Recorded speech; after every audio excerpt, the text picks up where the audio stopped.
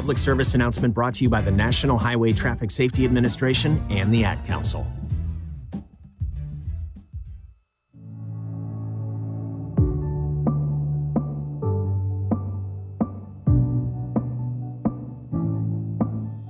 Welcome to Champions for Life, the radio ministry of First Choice Pregnancy Services here in Las Vegas. I'm Deborah, the Executive Director of First Choice. And I'm Ken. And we are Champions for Life. And we're live. Welcome, folks, to the Champions for Life radio broadcast. I am your co-host today, Ken Wilson, and I'm with my lovely Rebecca here today, one of the staff at First Choice Pregnancy Services. And we are so blessed today because with us on the phone is a wonderful lady, solid gold. Her name is Mayra Rodriguez. See there? How did I do? Great. And Mayra, are you there? Can you hear us? Yes, I can. Oh, there she is. Hi, Yay. Myra. Nice to have you. Oh, Myra, so wonderful. Okay, before we get our show going today, do we get stats from First Choice? Are we still working on it? We're still working on that. Yeah, First Choice, for those of you who do not know, is a wonderful, wonderful pregnancy help center here in Las Vegas. It's free, absolutely free, that helps women that are considering their options. Am I going to keep my baby? Am I going to go for adoption? Was I considering abortion possibly? And First Choice Pregnancy Services, you explore all those options, but we definitely are on the side of life for your baby. There is no question about it. But we will talk to you and we will help you. We will meet whatever need we possibly can. And the ladies down there they're absolute angels. And so you want to give First Choice a call. If you're in that situation, you're pregnant and you want to talk to some folks, find out what your options are. Let's find out. First, they give it for free pregnancy test. Right? And then they give sonogram. Yep. Let's make sure you're pregnant first. And you can talk to these wonderful ladies. Give First Choice Pregnancy Services a call. Their number 702-294-CARE. I love that. 702-294. It's been the same number for 20 years. Yes. 2273. Yeah. Same number for years. So, and one other thing, to take care of a little business. We have met a wonderful business in town that I want to tell you guys about, and it's called the Safekeeper. And this is a beautiful facility. They have 2 stores here in town. They sell some wonderful safes to lock up your stuff. And they're beautiful. They're from walk-in vaults to in-ground safes to beautiful for your jewelry, all different sizes. And listen, it's beautiful. And it's a mom-and-pop deal. Nice. And so what you want to do, they have 2 stores. They have one here in Las Vegas, out in West Charleston, 6220 West Charleston, called The Safekeeper. You can find them also at thesafekeeper.com. And they have another one in Henderson, 4423 Sunset Road. And go out and see Don and Lana and say, listen, we heard about your wonderful business, The Safekeeper. Right? Beautiful showroom, wonderful folks out there, just beautiful. And keep your stuff safe. Absolutely. The Safekeeper. And so we love them and support them 100%. So, Mayra, listen to this. Here's an intro. Okay. If you folks have never heard of Mayra Rodriguez, this is a lady who's on the phone right now. Yes. Former director of not 1, not 2, 3 Planned Parenthood centers. This is, I hate to tell you, enemy territory if you're a baby in the womb, right? And not only that, she was so good at her job that Planned Parenthood in 2016, not that long ago, named her Employee of the Year. Wow.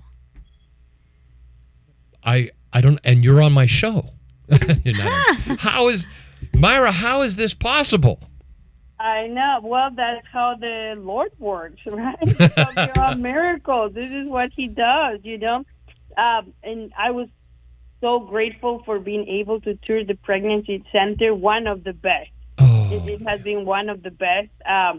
One thing we agree on is that it was seeing those babies in pieces what woke me up, right? And you have heard testimony of other abortion workers, and they all testify the same.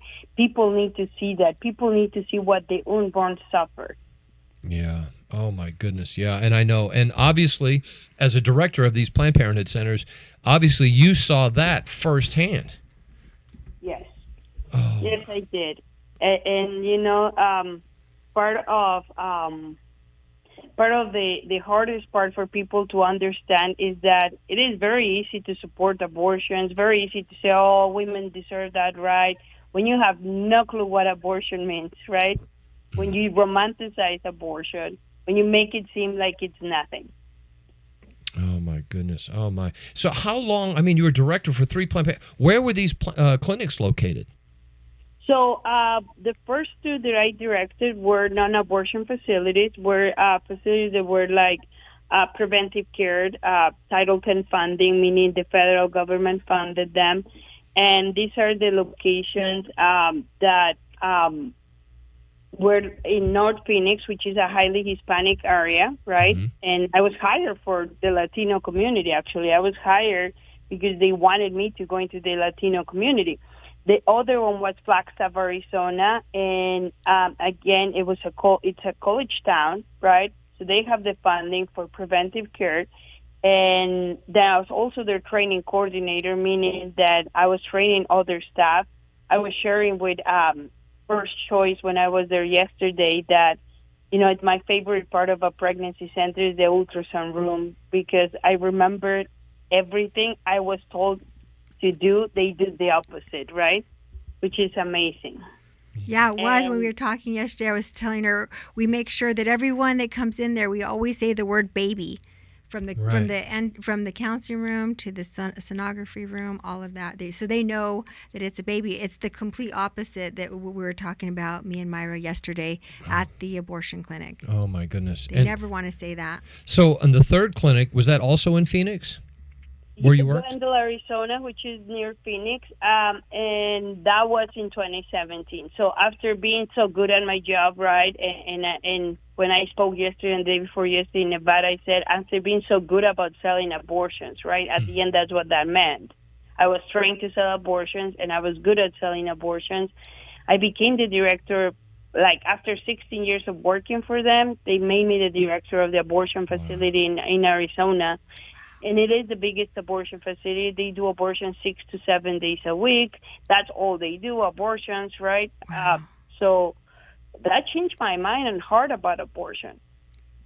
And so how long did you work at the third? Now, at the third center, you're actually seeing now some of the results of the abortion procedure, correct?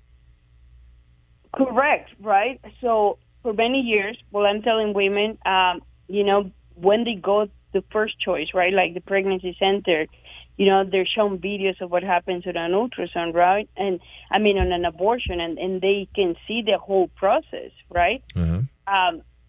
I don't know if you remember this, but back in the old days, abortionists were forced to do that too, to show them those videos, and all of a sudden they got away from having to show those videos, and now they just literally have to give them a piece of paper describing the procedure, right? So for many years, I described the procedure to many women, and I was like, but there's no risk involved because hardly anything happens. And if anyone had a question like, it says here that I could be perforated, I'm like, that rarely ever happens. We don't have many cases. I mean, and then you give them the statistics, right, that the health department has, that's like this percentage, right? Proven percentage, right? Mm-hmm. And then the abortion pill, right? It's like taking Tylenol, you go home, a couple days. I become the director of the abortion facility, and then I start seeing that they're perforated daily. A woman gets perforated daily because there's just no way for him to know what he's doing. There's just no way. There's no way to make abortion safe. And on the abortion pill, like literally 38 to 42% of them have to come back for a DNC because there's either retaining tissue or they have blood clots, right? Or something happened. And then there's complications every day, and they're not reported. And then I learned why they're not reported, right? So I'm in charge of other facilities where I get to do the complication reports because they're non-abortion, right? Mm-hmm. They don't have a problem for me to do complication reports on IUDs or birth control or woman exams. But when it comes to abortion, the abortionist himself does the complication report. You're like, are you kidding me? I was talking yesterday, I was telling her, imagine that you allowed the trucker to do his his accident report to the federation, the FMCSA department, right, that handles all the trucking industry. Can you imagine if they were allowed to do that in the trucking industry? If each trucker driver said, "Oh, I will report my accidents myself." Yeah, you would. Exactly. There would be a lot less reports, I would imagine. So, and I want folks to understand that when we're talking about a perforated uterus, this is how it happens.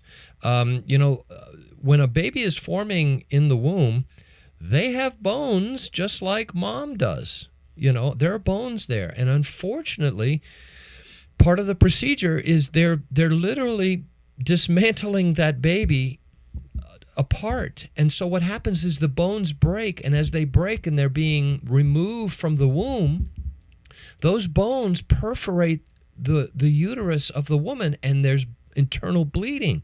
And if it's not cared for, and if it's serious enough, the woman could die. And it's tragic. Not to mention with that, she'll never be able to have children again as well. It's tragic. And Myra, you're telling me this happened all the time. Yes, it happened all the time. And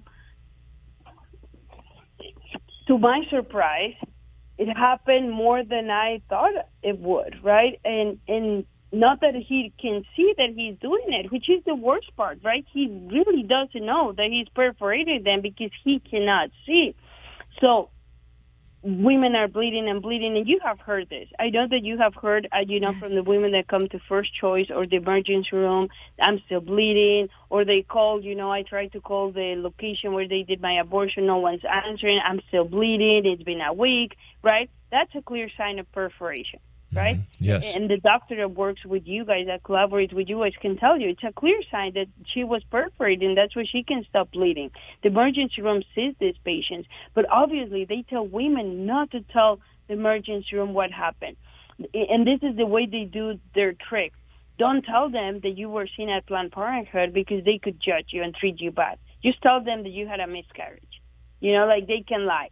So obviously, when the emergency room people are doing their examination, they see that there's a perforation. They know what happened. Of course, they know. Right. We've seen many trying to detect that.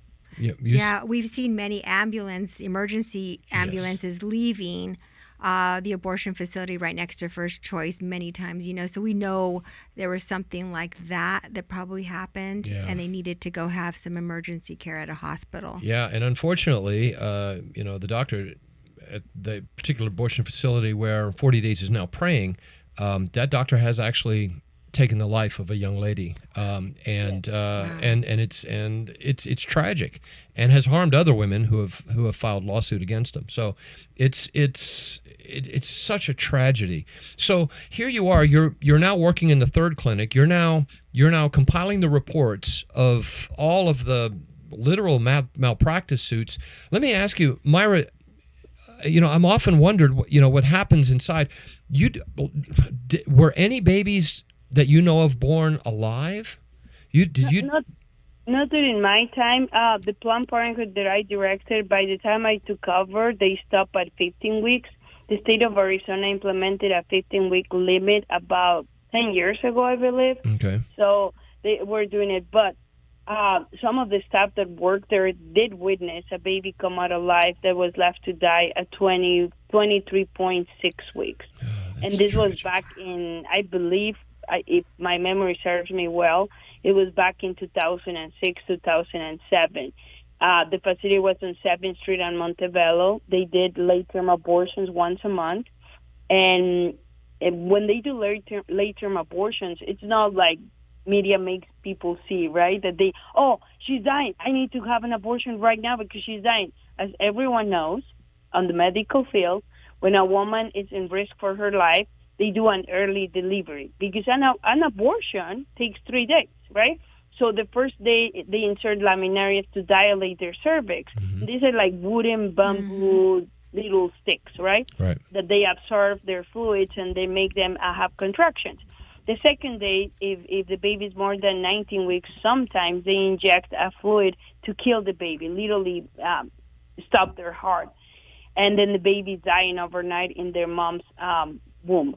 And then the third day, they ripped off their baby parts. Now, if it's in a state like Nevada or California where they do harvest baby parts for experimentation or scientists to do other stuff with the baby parts, then they don't inject them. And then born alive, while they're still alive, is when they rip them apart so they can preserve their organs, right? And so usually some of the mothers go into labor before they thought, right? So then they deliver these babies and they come out alive. And I remember this case because one of the staff members talked about it. I was not there, but I heard about it. Baby came out at 23.6 weeks in the bathroom, and they instructed the assistant to just grab it and cover it up until it was not breathing anymore. That's Wow. and you know the sad reality is that happens. I've heard so many stories of that actually happen. And in fact, a lot of states have tried to pass legislation that would require the abortionist to preserve the life of a baby born alive. For example, the Born Alive Infant Protection Act. I think California had one similar. One of the presidential candidates voted against it. Can you imagine having a baby from abortion born alive and then you vote against the bill that would preserve that baby's life? Wow. It's crazy. And it's crazy that you would have to pass a bill to preserve a baby's life. You would think it would be automatic. But apparently not. Wow. No, and apparently they're passing bills to do the opposite, right? Yeah. This is why they're passing bills that says that they still have like 48 to 72 hours to let them die. Wow. Yeah, the unthinkable. I mean, we don't think that normally, but I mean, can you imagine having a conscience like that? It'd be horrible. And then the thing I was noticing as well is, so we're on the pro-life, pro-choice, but it's almost like a 360. Like they charge so much money, they get so much government funding.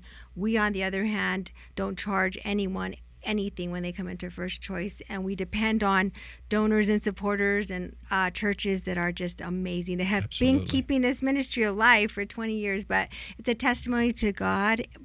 And it's just crazy how opposite from light to darkness that this whole thing is. Well, and as a testimony to that, there are 45,000 babies that we know of, 45,000 babies alive today because First Choice exists, because people support First Choice Pregnancy Services. People are a champion for life. Absolutely. And not only are we thanking you, but there's families, and now 20 years later, it could be grandchildren of the ministry, sort of, that are thankful that First Choice exists.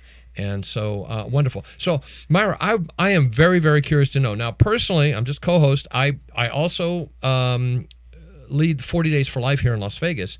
And thank you, by the way, for being a part of that. I got to meet Myra the other day. It was so wonderful. It was so wonderful. Boots on the ground. And but I'm curious, how did you begin the process of leaving your work, something you've done for decades almost? It was the year 2000 when I applied for a job at Planned Parenthood in 7th Street in Montebello. There was this lady praying when I came, right? I had no clue who Planned Parenthood was. I had only been in this country for 5 years. Abortions were not legal in Mexico. I crossed the street to drop off my paperwork, and this lady says, "Don't go in there.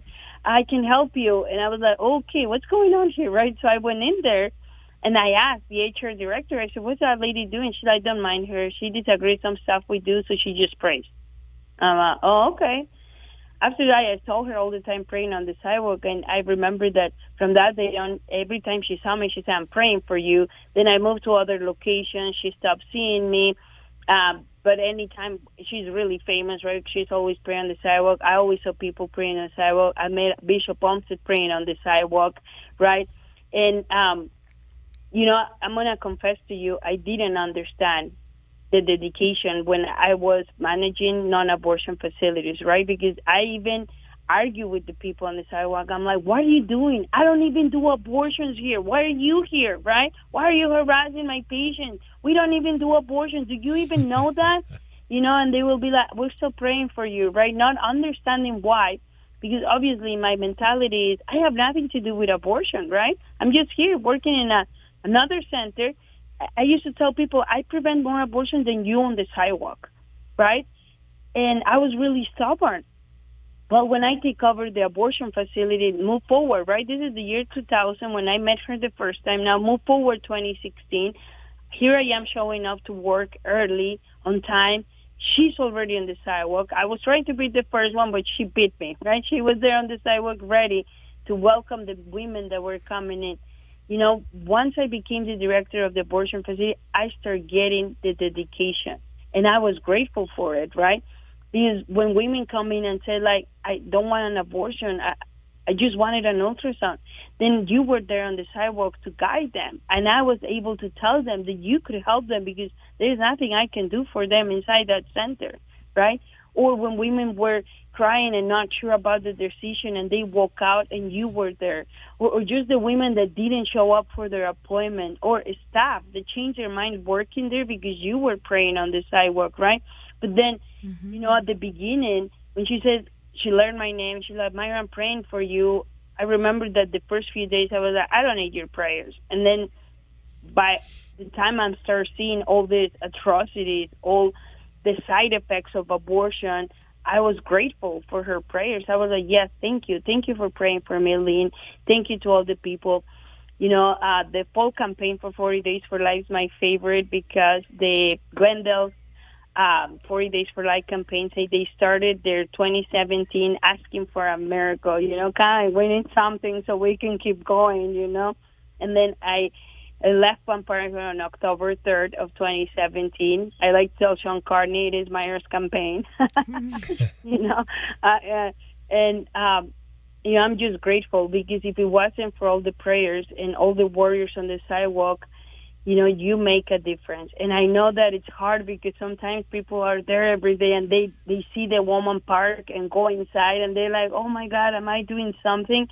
But it is, you know, God does this. Sometimes we don't see the miracles that happen when we're praying. Sometimes we don't get to see those miracles, but He's making them happen, right? We just don't get to see them.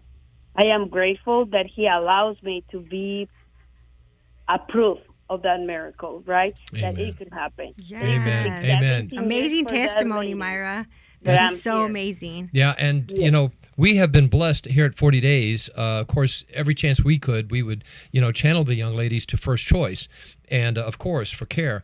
And but, you know, we've actually had the blessing. I've had the blessing of actually holding a child that was saved, and you know, and they were so grateful. You know, we have some wonderful folks that pray with 40 Days for Life. One of them was a nurse, and in fact, I saw her just today and yesterday, and just out there ready to help.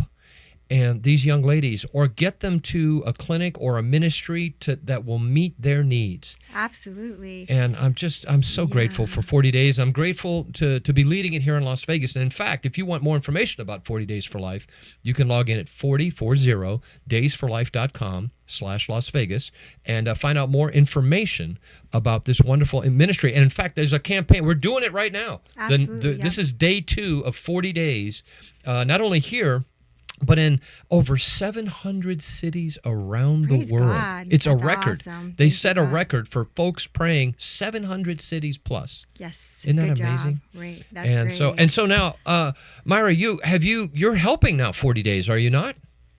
I do. You know, I made my point that every time I visit a city, I go and join the 40 Days for Life campaign for a little praying time, you know, especially now that you guys have like 365.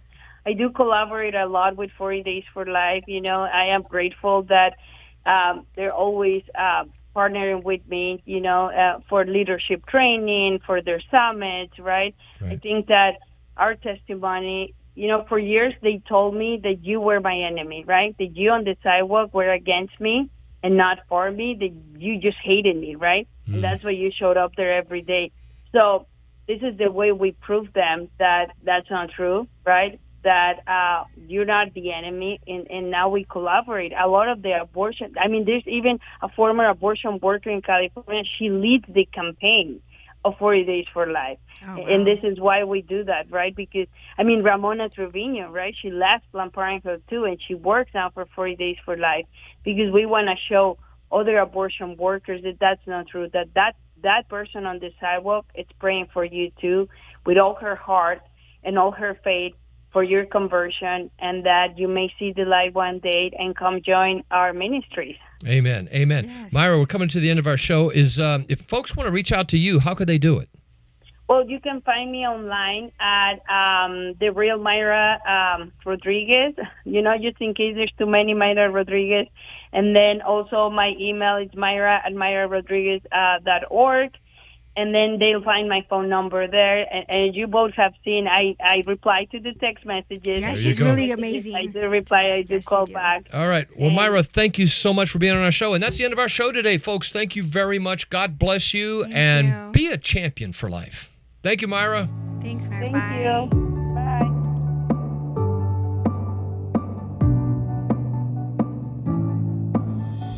Thanks for joining us for the Champions for Life radio broadcast, the outreach ministry of First Choice Pregnancy Services. Join us every Thursday at 12:30 on KKVV 1060 AM.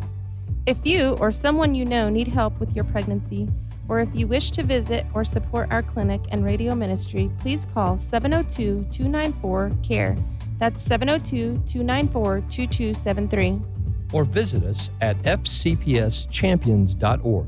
That's fcpschampions.org.